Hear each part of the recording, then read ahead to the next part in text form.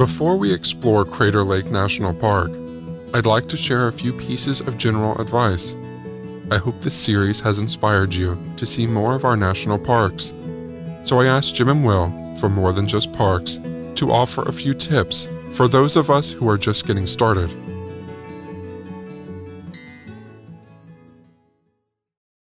I would say step one when you fall in love with kind of the national parks and that grand nature is like visiting a national park, and then you want to see as many as you can. Then I would say step two is you realize that these places are getting fairly crowded, especially in the times where everybody has vacation. And so you say, okay, I want this same experience, but I don't want the crowds, which is then you go to start seeing national forests and national monuments. And I would encourage folks listening to your podcast to explore these places. Next time you're thinking about going to Glacier National Park, Google Flathead National Forest. Or if you're thinking about going to a Utah park, Utah has 5 stunning national forests that have the same exact scenery that you'll find in the parks without the crowds. And this is the case for most national parks. Yellowstone and Grand Teton, you have the Bridger Teton National Forest. With Yosemite, you've got maybe at least four national forests that are located within the Sierras there. Giant Sequoia National Monument next to Sequoia National Park. So once you get kind of, I would say, the national park willies out of your system, the next step is really experiencing these places without the crowds. And that's dispersion, which is important in a day of overcrowding in the park. Because there are a few national parks now, particularly, I would say, a select few that park goers know about. And those are obviously Yellowstone, Yosemite, and then Rocky Mountain and Zion. Those parks are they're absolutely bursting at the seams. They're so overcrowded. And I have to say, and I could not dissuade people more to just not to go to Zion. Like, don't do it in the summer. Or there are two other parts of Zion that nobody ever visits, known as Kolob Terrace and Kolob Canyon, which are stunning, and there's no one there. And so if you go to Zion, definitely check those. Because I'd hate for people's first experience to a national park or first foray into that to be at a place where it's basically Disney World. You want the nature and you want some of the solitude and things like that really will give you that sense of awe. And you're going to get a different sense of awe if you go to some of these overcrowded parks. So that's something, definitely to be aware of if you're looking to make a foray into that. When we visited Crater Lake, it was magical, but it was definitely not Disney World. The snow was more than 10 feet deep, and in a lot of places, the park was fairly empty. We were able to pull right up to the rim of the crater without reservations, which felt a bit surreal after the traffic jams in Yosemite, which leads me to another thing that we learned on this trip. Seasons matter. Each season has something amazing to offer in these parks, but if you want to avoid the crowds, you'll usually have to plan for that, or find lesser-known paths to explore.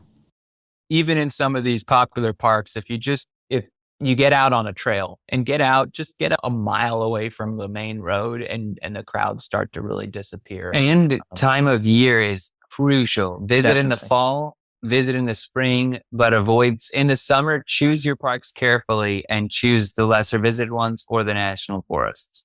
Because if you go in September or October, the crowds are minimal, even at a lot of the most popular national parks. You can waltz into Rocky Mountain and even Zion, but go at the wrong time of year and you will I remember one time I went to Yosemite National Park on Labor Day or Memorial Day or some holiday. And literally I was in the car for 3 hours just trying to get in. It was one of the dumber things I've done. Memorial Day, stay in your backyard on Memorial Day. I cannot stress enough. Memorial Day, if there is one time of the year not to visit a national park, it is Memorial Day. Yeah. It's suicide. You don't. It's like herd mentality. It's like, it's Memorial Day. We've all got to get the tent in the car and go. And it's like, no, wait, everyone else is doing that. Predicting which parks will be the busiest is trickier than you think. For example, Indiana Dunes National Park, a few hours north of us, has roughly the same number of annual visitors as Yosemite. So simply heading to lesser-known parks and expecting smaller crowds is not always the answer.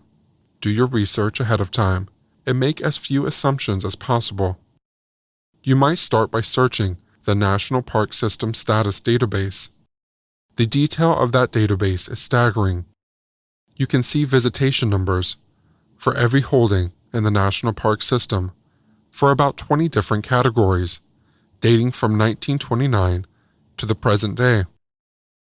Now, with all of that in mind, let's go to Jim Burnett for more insight on Crater Lake National Park. Unlike most of the national parks that we've covered, Crater Lake is really centered on a single attraction, the lake from which it gets its name. Certainly, the big attraction for Crater Lake is that lake with that amazingly clear blue water. But people that live in that part of the state recognize that it's also known for something else, at least locally, and that's the enormous amount of snow they get each winter.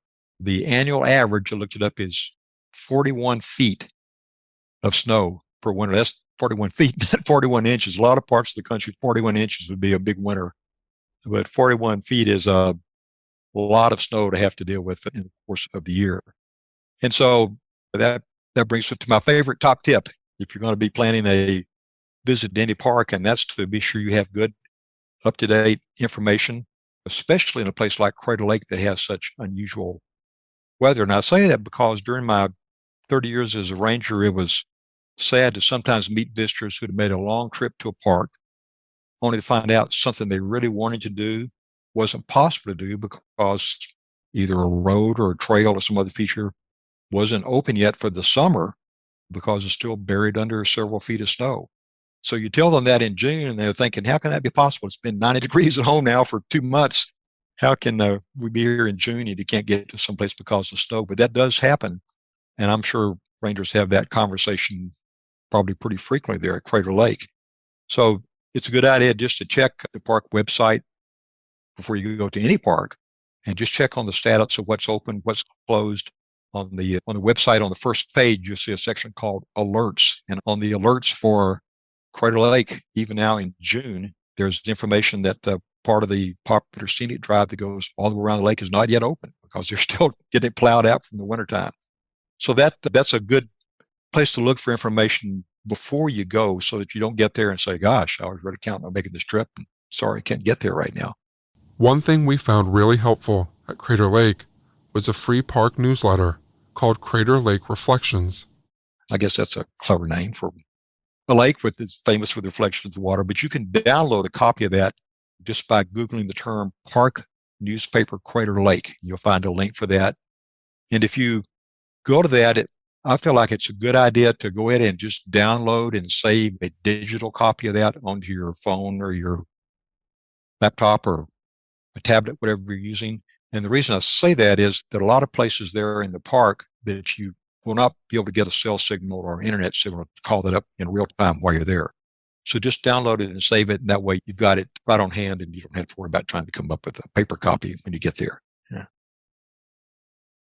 Another plus of that park information is that even if you can get a GPS signal or get an app on your phone, my experience with a lot of those apps is if you're doing something really specific, like driving a scenic drive and you have a particular pullout that you want to find, a lot of times that level of detail is not shown on most of the phone apps or GPS type things. It may show a little blip in the road with the pullout, but you won't know which one of the almost 3 dozen pullouts are along that road. So another advantage of having the park map. There are, in fact, 30 overlooks on 33 miles of road. So plenty of places to stop if you make that drive around the lake. One thing to keep in mind, although the park does not prohibit large RVs or people towing trailers or that sort of thing on the drive, first, you won't enjoy the drive very much if you try to take a big vehicle like that because most of the pullouts don't have enough space to park those kind of things. It's a 2-lane road. It's windy. It's got some steep places on it. A lot of places there's some steep drop-offs along the side. There is on the park website and on the newspaper, there's information about several places where if you're towing a trailer, for example, they have parking areas. You can drop that off and just take your vehicle. If you have a big RV and you're towing a second smaller vehicle behind, take the smaller vehicle on the drive, and that'll be much more pleasant for you. And the people who are stacked up behind you on the drive while you're trying to creep around a curve would be a lot happier too if you're not tying the road up with your big rig. One tip that I think will make it a lot safer if you make that drive, if you're looking at a map, it's easier to visualize this, but basically the rim drive is a circle that goes around a circular lake. And if you drive that in a clockwise direction, say if you're starting at the rim village and you go toward what they call the North Junction, and then just continue around the lake on the East Rim Drive, that'll bring you back to Rim Village. Almost, if you do that, the majority of the pullouts and all the pullouts that will let you overlook the lake are going to be on the right-hand side of the road. So in the right-hand lane, just make a right turn, pull into the pullout, pull back out, you're back into the right-hand lane. So you don't have to make any left turns across traffic. It just makes it a lot safer, and you don't have to wait so long if it's busy to get into the spot you're headed. So just an idea you might consider. You can take it in the clockwise direction. That'll probably make it a lot more convenient and safer for you. Now, one thing that people sometimes will say, well, that's great. I can drive around the lake and see the water, but I want to get down to the water. I want to dip my toe in it, touch it and see what it feels like, that sort of thing. And that's certainly an interesting thing to do. One important thing for people to know is there's only one safe and legal way that you can get from the rim down to the water. And in fact, it's not only very dangerous, but it's illegal just to scramble down. And a couple of good reasons for that is some places more than 1,000 feet down a very steep slope, and volcanic cinder is not a good place to try to walk on. Personally, you're sliding and scrambling, and so you need to take the one trail they have created for that purpose. It's called the Fleetwood Cove Trail.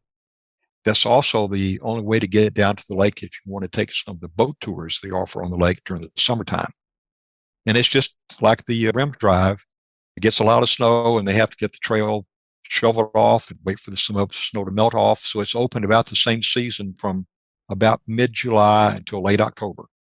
It are the only weeks during the year you can get down to the lakeshore, and the only time you can make the drive all the way around the park. Somebody said, well, okay, great. We've got a trail. We'll just grab our tennis shoes and hop on down there, no problem. That's another good example of why you really need to get some good information. And there's a lot of details on the park website. But just to sum it up, the trail is described as steep and strenuous. Over a distance of 1.1 miles, it drops 700 feet in elevation. The park points out that when you climb back up, that's the equivalent of climbing 65 flights of stairs, and you're at an elevation of almost 7,000 feet. And so if you're not in good shape, it's not going to be a fun trip. And the footing is not really good. This is an extinct volcano. And so the surface is crushed pumice, which is volcanic rock. And it's very much like sand, dry sand. And so it's loose and slippery and dusty. And so they point out this is not a trail for flip-flops. Be sure you have some good sturdy shoes or boots and know what you're getting into. Just make an honest size up of what your physical condition is before you decide to make the hike. The park staff reminds folks that the majority of their search and rescue operations in that park come because people get down to the lake and they can't make it back to the top. And so you don't want to find yourself in some news report about the latest rescue at Crater Lake and you tackle something that you couldn't do. One other thing that would be really helpful if going down to the lakeshore or taking the boat tour is the big thing for your trip. If that's the main reason you're going to Crater Lake, it's, man, I'll plan it just right. I'll be there in 1st of August and the boat tours are running. If you're going over the next 2 or 3 years, you need to again check ahead of time and see the status of things. That trail that goes down to the boat dock in the lake was completed in 1962. And it's had a lot of wear and tear from a lot of hiking boots and mainly from Mother Nature, just from all the weight of all that snow and erosion and runoff. And frankly, it is really in bad shape. And the area around the dock with the bulkheads and stuff were damaged a couple of years ago in a storm.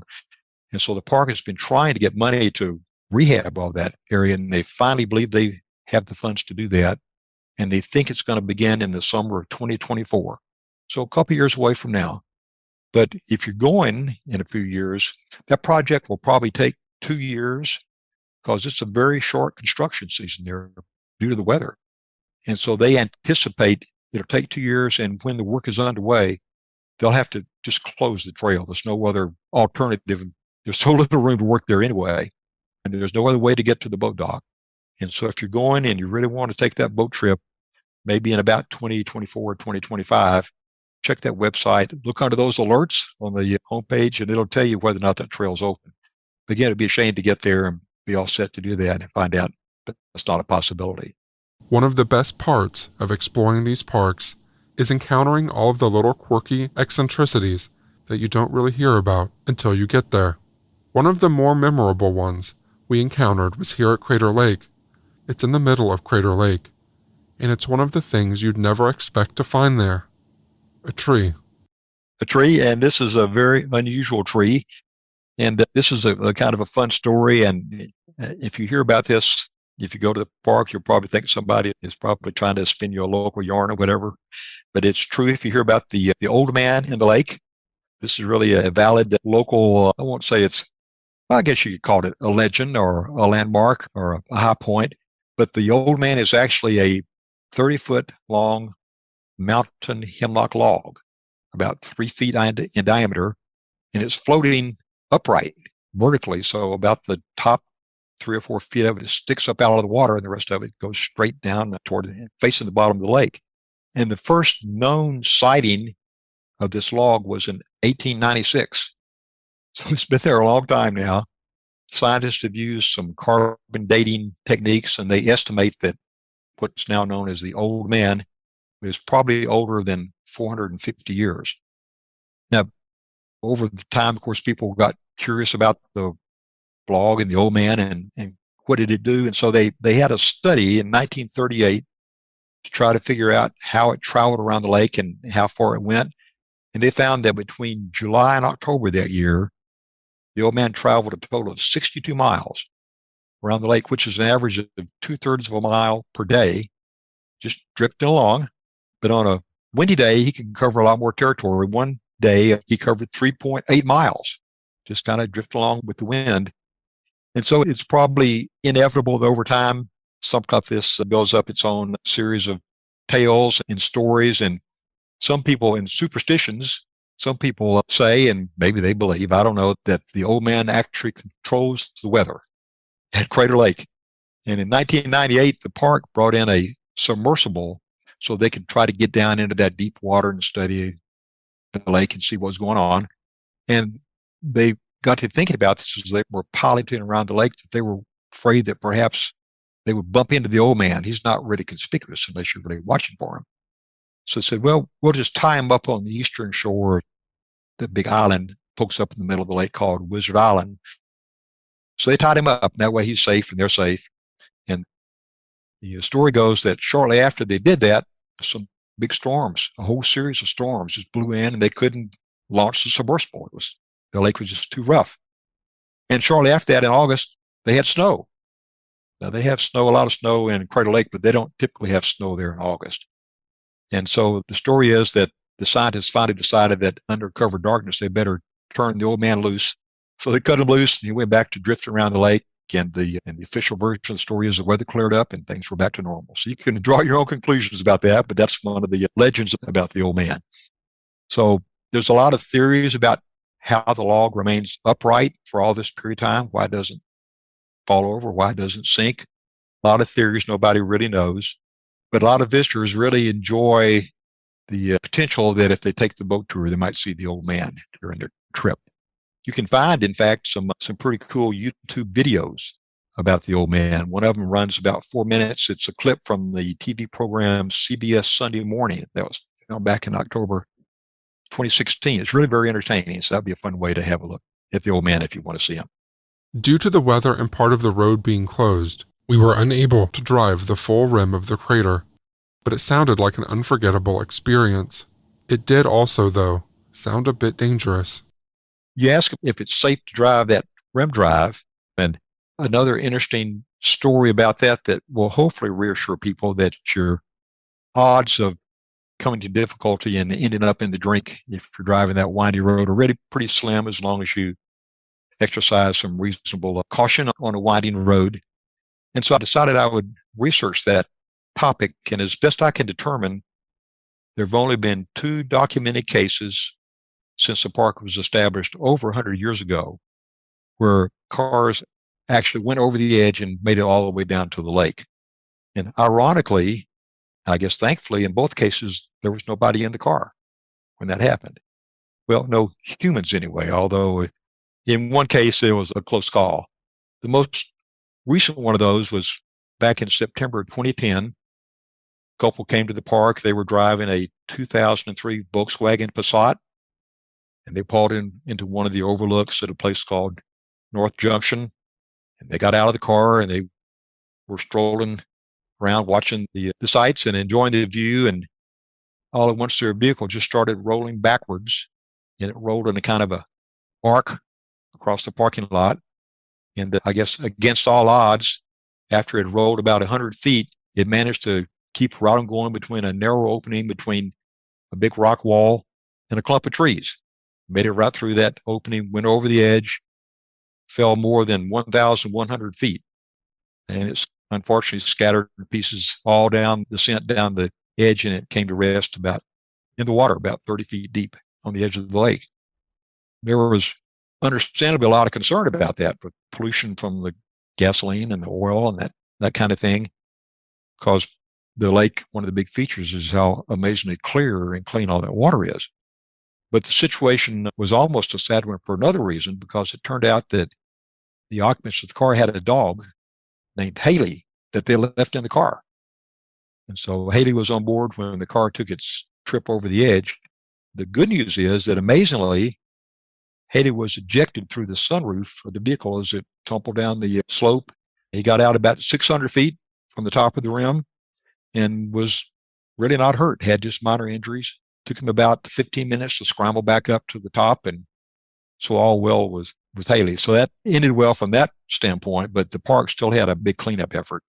Took a helicopter and a lot of hard work with some climbers roped safely from the top, and they managed to get it picked up. So in the aftermath of that, the park tries to remind visitors, if you're going to get out of your car in an overlook, please be sure the transmission is in park, and just go ahead and set the parking brake just to be on the safe side. Now, I mentioned there was a second incident like this, and just to prove that truth can be stranger than fiction, the earlier example of a car going over the edge and ending up in the lake was way back in October 1922. So a pretty long span of situations, not a common thing. This one went over the edge in the Rim Village area, and that situation was really a close call because the people in the car had taken their baby out of the car shortly before the accident because the baby started crying. Otherwise, they were just going to leave it in the vehicle. So the crying saved a lot of crying later on, and the baby was safe. But again, a big challenge, and in those days before helicopters, I'm sure it was really a tough time to retrieve that one from the edge of the lake. But I mentioned that sometimes truth is stranger than fiction. Here's the remarkable coincidence. The owner of that 1922 Lincoln's last name was Swanson. The last name of one of the occupants in the 2003 Passat in the 2010 incident was Swanson. What the odds are that? But I guess the joke is, if your last name happens to be Swanson and you decide to visit Crater Lake, I'm sure the park staff will hope you'll be especially cautious when you park in an overlook, and be sure you have it in park and set the parking brake. While the lake itself will always be the marquee attraction here, there is, of course, plenty more to see in this 180,000-acre park.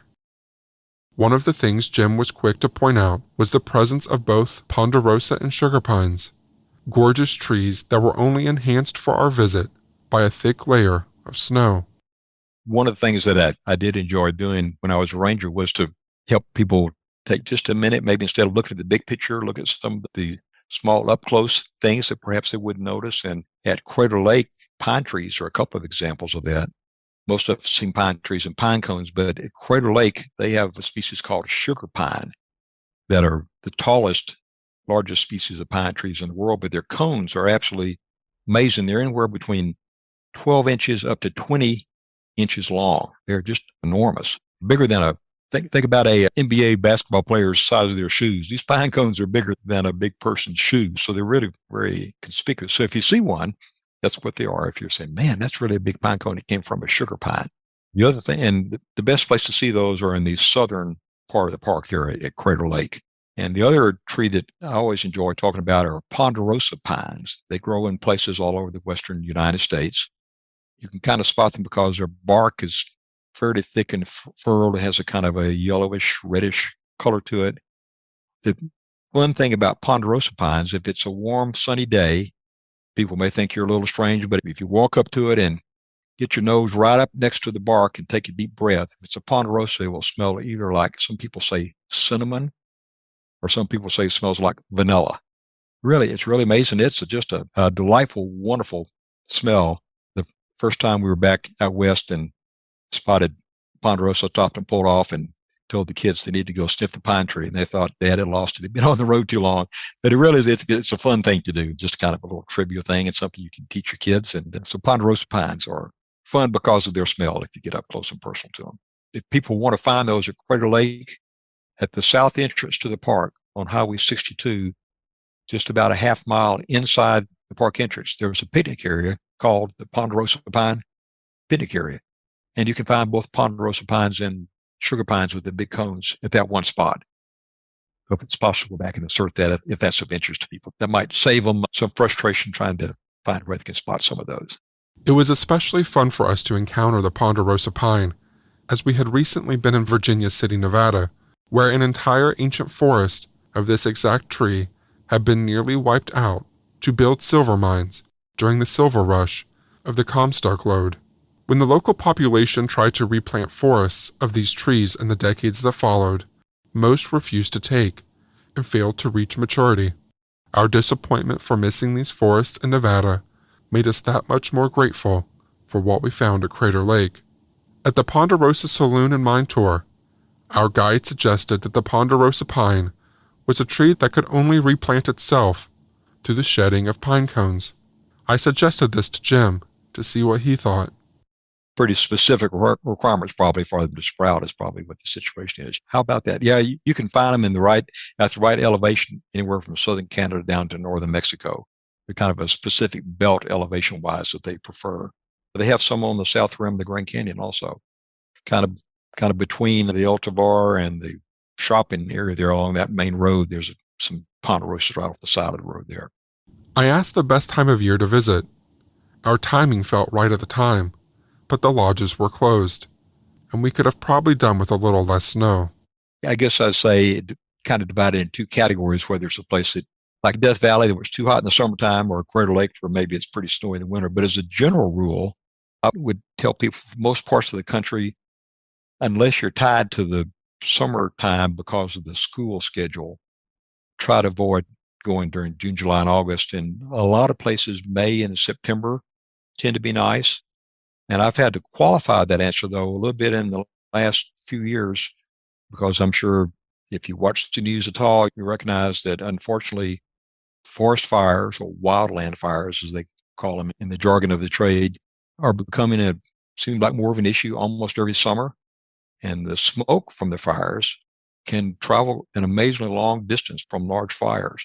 And so if you've gone to a place like Crater Lake, where really the big thing you want to see there is the view of the lake, if it's all smoked up due to a fire either close by or even some distance away, the wind has brought a lot of smoke in, that can be a kind of a detriment to your trip. In fact, that happened to my wife and I and one of our relatives. We had agreed to meet. We traveled for a long distance. We'd got reservations a long time ahead, so we went ahead and made the trip.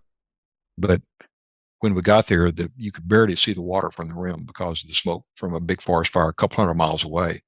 So it's, in fact, gotten to be such an issue because sometimes the park there at Crater Lake gets complaints about that. They actually have a page on the park website that talks about visibility and smoke, and they have a webcam where you can see what the visibility is like before you go. So thankfully it's not a problem most of the time, but at times it does occur. And again, it's another one of those examples about having good information before you come. Particularly if you live close by and you're just going to run up there for the weekend, or if you're on a long trip and that's when your stops, but you realize, boy, it's really smoked in, we won't see anything. If you know that, perhaps you can adjust your itinerary and perhaps go back to Crater Lake another time when you can actually see the lake from the rim. So that's at least another piece of information that's worth checking on before you go. So September is a great time to visit a lot of parks. but check and see what the smoke situation is before you go. That's just been a trend in recent years. A parting word from Jim. I hope people listening will have a chance to go to Crater Lake if they've not already done so, or maybe go back. If you're fortunate enough to get one of those boat tours on the lake and you happen to see the old man, well, tell him I said hi. Crater Lake is the deepest lake in the United States and the 7th deepest lake in the world. At its deepest point, it reaches 1,943 feet, which means if you stood the One World Trade Center, the bottom of it, the tip of the building would still be submerged over 150 feet deep.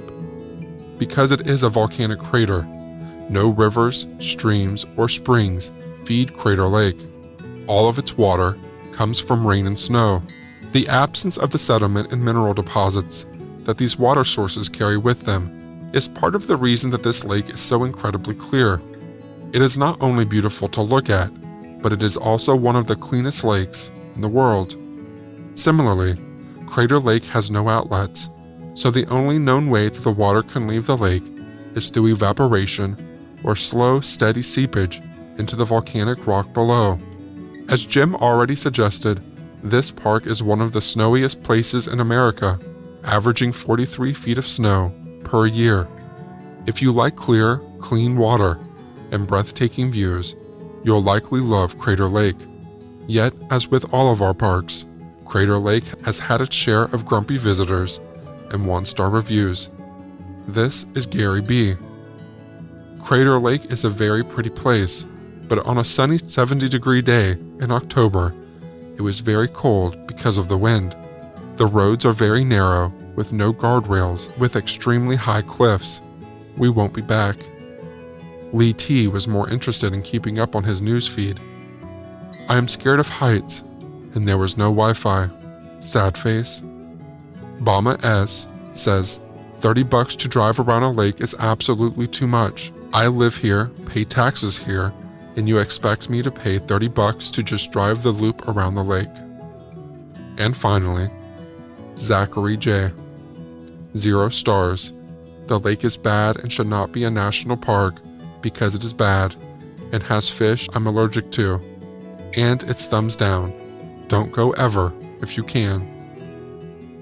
Our last stop on this year's national park trip was the North Cascades in Washington State, near the Canadian border.